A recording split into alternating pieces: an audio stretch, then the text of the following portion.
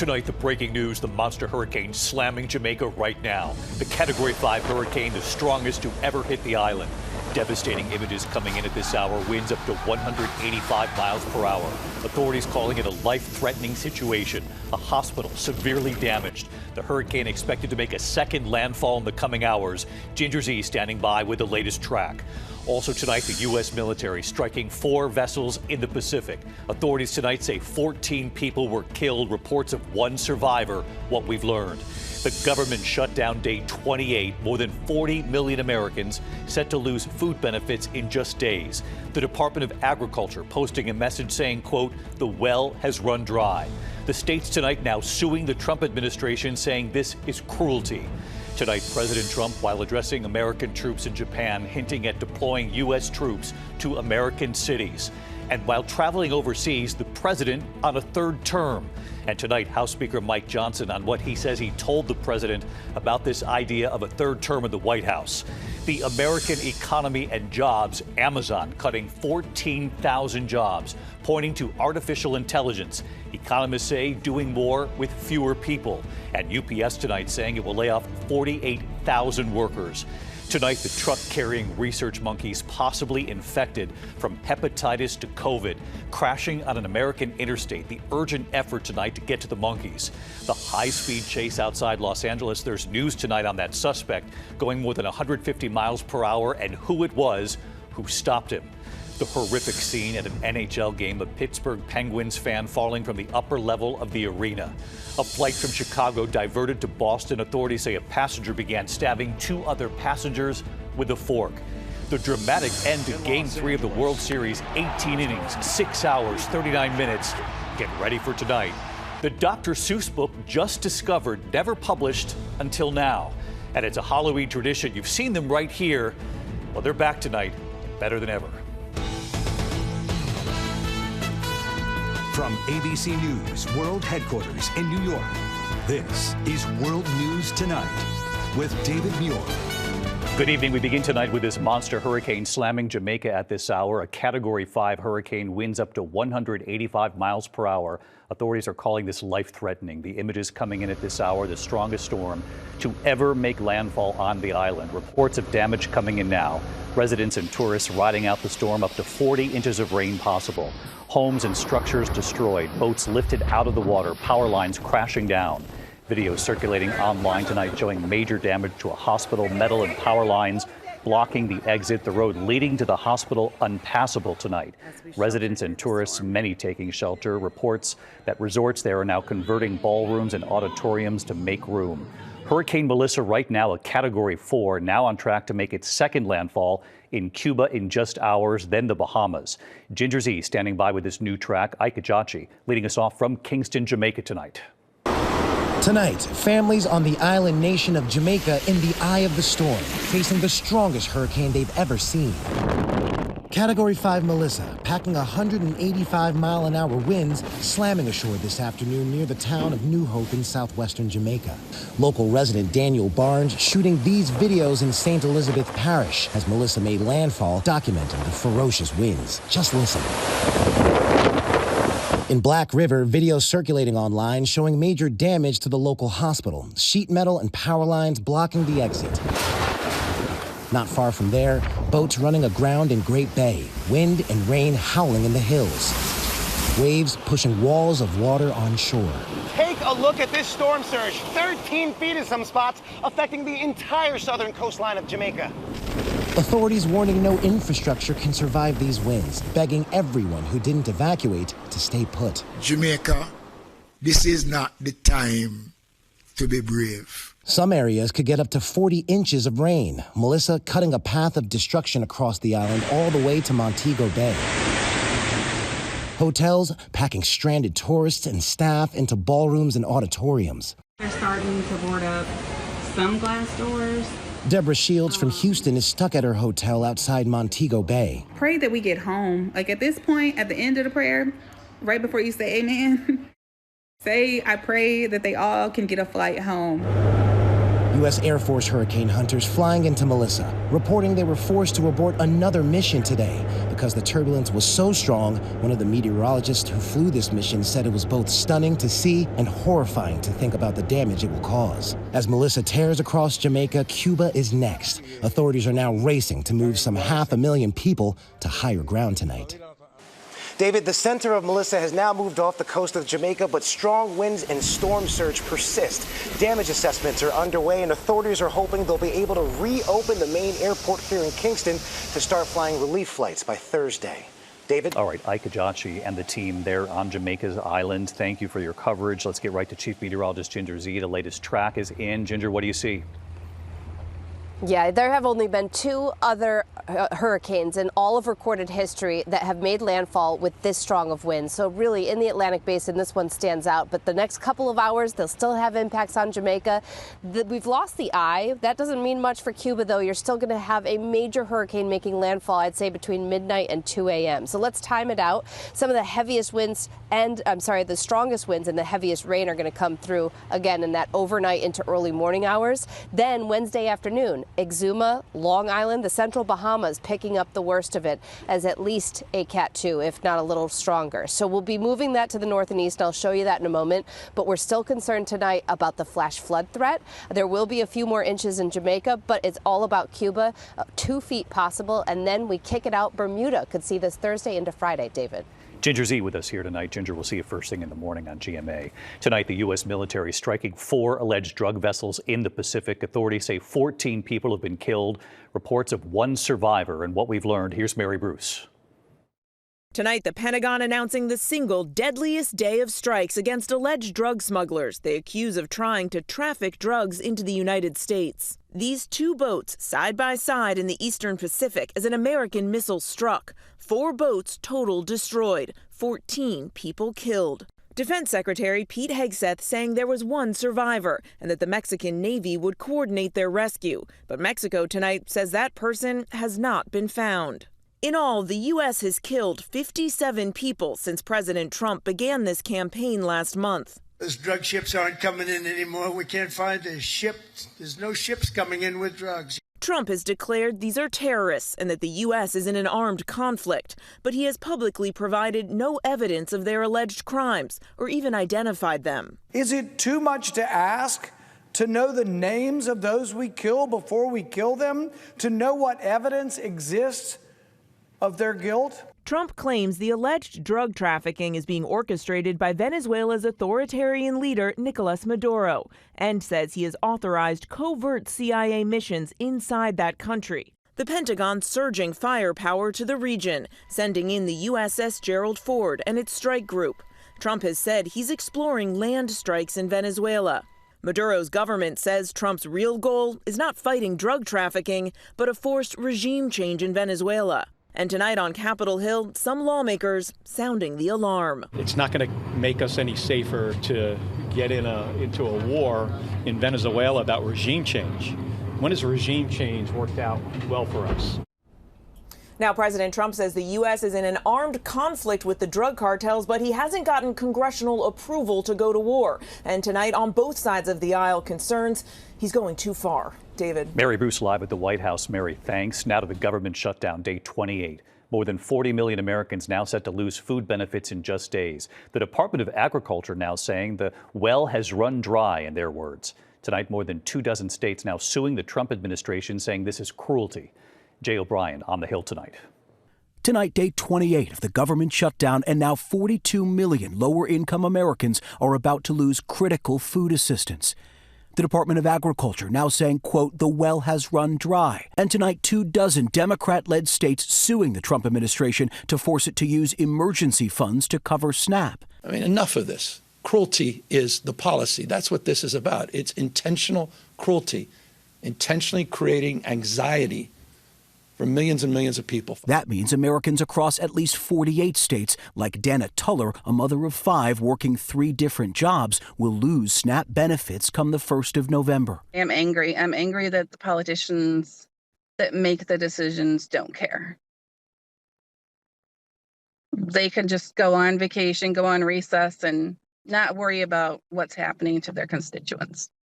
Tonight, tens of thousands of workers furloughed, many not getting paychecks, including workers who keep the skies safe. Air traffic controllers working 6 days a week, now missing their first full paycheck, pay stubs like this one reading zero. Democrats holding firm, saying Republicans must join them in addressing a looming health insurance crisis. Democrats fighting for an extension of expiring Obamacare tax credits, which would keep premiums from skyrocketing for some 20 million Americans. We're on the precipice of a historic crisis, and Republicans don't even want to talk to us about fixing it. And Trump, where's he? Not even in the U.S. And tonight, in a break with her party, Congresswoman Marjorie Taylor Greene acknowledging she lashed out on a Republican call, accusing the GOP of not having a plan to tackle health care costs. Greene writing today she confronted Speaker Johnson, saying, "I have no respect for the House not being in session, and I demanded to know from Speaker Johnson what the Republican plan for health care is." David, back to SNAP. That program has never run out of money in its more than 60-year history, including the longest shutdown to date during the first Trump administration. David. Now just days away, Jay O'Brien live on the Hill. Thank you. Tonight, President Trump overseas addressing American troops in Japan, hinting at deploying U.S. troops to American cities. And while traveling overseas, the president on the idea of a third term and what House Speaker Mike Johnson tonight is now saying about that. Here's Rachel Scott. Tonight in Japan, President Trump wrapping his arm around the new Prime Minister, Sanai Takaichi, as he addressed U.S. troops and what felt a lot like a political rally. The first female Prime Minister in the history of Japan. On the world stage, the president telling the troops he plans to expand his campaign of sending the military into American cities. We can't have cities that are troubled. And we're sending in our National Guard, and if we need more than the National Guard, we'll send more than the National Guard. As he travels abroad, the president stoking talk he could seek a third term in the White House, though that is not permitted by the Constitution. I would love to do it. I have my best numbers ever. If you read it, am I not ruling it out? You'll have to tell me. But tonight, the president's close ally, House Speaker Mike Johnson, was definitive, saying, quote, "I don't see the path for Trump to run again in 2028. Johnson said he spoke to Trump just this morning. It's been a great run, but I think the president knows, and he and I have talked about the constrictions of the Constitution. I don't see a way to amend the Constitution because it takes about 10 years to do that, as you all know. David, President Trump flies to South Korea tonight for the APEC summit, but the main event comes on Thursday when the president sits down with Chinese President Xi. U.S. officials say they have negotiated a framework to avert a trade war, but nothing has been finalized. David. All right, Rachel Scott traveling with the president. Thank you. We turn now to the American economy tonight. Amazon cutting 14,000 employees, pointing to artificial intelligence. And UPS says it will now lay off 48,000 workers. Here's Elizabeth Schulze. Tonight, massive layoffs at the world's largest online retailer. Amazon slashing 14,000 corporate jobs, signaling more cuts to come, as artificial intelligence dramatically reshapes the American workforce. In a note to employees, the retail giant writing, "The world is changing quickly. This generation of AI is the most transformative technology we've seen since the internet. We're convinced that we need to be organized more leanly." And just ahead of the busy holiday shopping season, UPS announcing 48,000 job cuts today, too. Meta, Microsoft, Google, and Intel also announcing cuts earlier this year, pointing to AI's potential to perform tasks instead of humans. Right now, the skills that AI does have, many of them are impacting white-collar workers more than blue-collar workers. Today, I asked the CEO of NVIDIA, the world's most valuable company that makes computer chips powering AI, if this is just the beginning. Should American workers be bracing for more job cuts from AI, and what can they do to prepare for the future? AI is going to change every job, but you're not going to lose your job to an AI. You're going to lose your job to somebody who uses AI. And so I would advise everyone to engage AI. David, with those layoffs tonight at major American employers like UPS and Amazon, economists say that AI is helping companies cut their costs because the technology allows them to do more work with fewer people. David. Potentially sweeping changes ahead. Elizabeth, thank you. Tonight, the alarming scene on Interstate 59 in Mississippi. A truck carrying research monkeys, possibly infected from hepatitis to COVID, crashing on the highway. Here's Mola Lenghi. Tonight, the urgent search for dangerous research monkeys that escaped from the wreckage of a crash on a Mississippi highway. We got 21 monkeys that was on this. We got 5 of them on the run. Video showing several monkeys crawling in the grass. Heavily armed officers responding to the scene. Authorities say a truck carrying nearly 24 rhesus monkeys from Tulane University overturned on Interstate 59 in Jasper County. Here's one of the monkeys right here. There's one sitting right there. At least 6 monkeys escaping. Officials warning they might be aggressive towards people and were potentially infected with hepatitis C, herpes, and COVID. They may have to neutralize something out here in a minute. And late today, police confirming all but one of the escaped monkeys have been euthanized for public safety reasons, adding they're still actively searching for that one monkey still on the loose. Well, David, the monkeys that did not escape from the truck are said to be okay and accounted for, David. All right, Mola Lenghi tonight. When we come back here, news on that chase, the suspect going more than 150 miles per hour. What we've now learned about the suspect tonight and who it was who stopped him on the highway. Also the horrific scene, a Pittsburgh Penguins fan falling from the upper level of the arena, landing on another fan, crashing through the safety glass.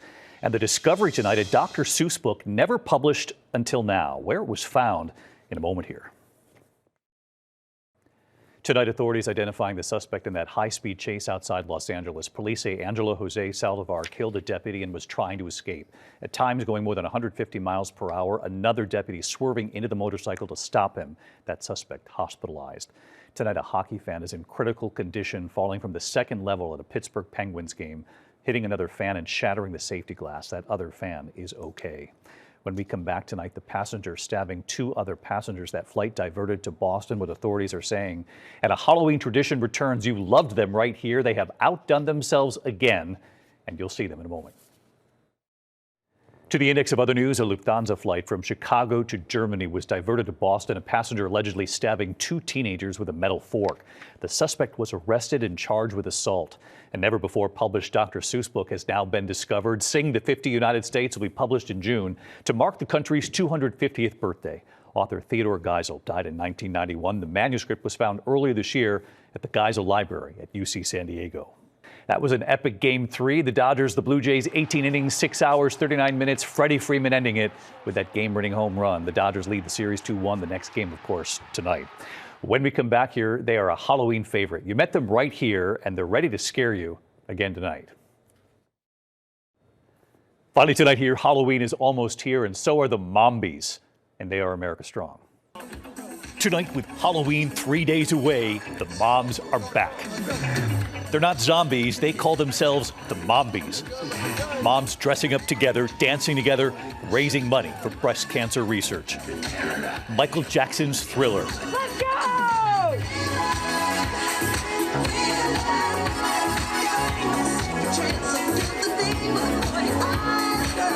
You first met them right here 2 years ago. We've celebrated them every year since.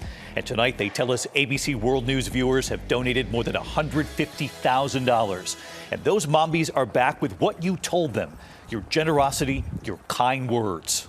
Deb from North Carolina who said, the MOMbies are an inspiration. From Elizabeth in Grand Junction, who said from a very grateful cancer survivor. Norman in Virginia, in honor of his wife, a 49-year cancer survivor. Carlos from Texas, who said, go MOMbies, you're doing so much good in the world. All of this really filled our cauldron.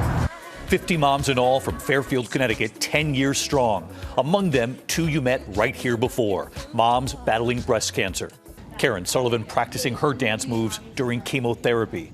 Joy Martini, her nurses dancing with her. Look at us, look at us. Tonight, Joy now tells us she's healthy, no signs of cancer. And joining us tonight, Joy with Karen, who is still in the fight, getting chemotherapy and hopeful.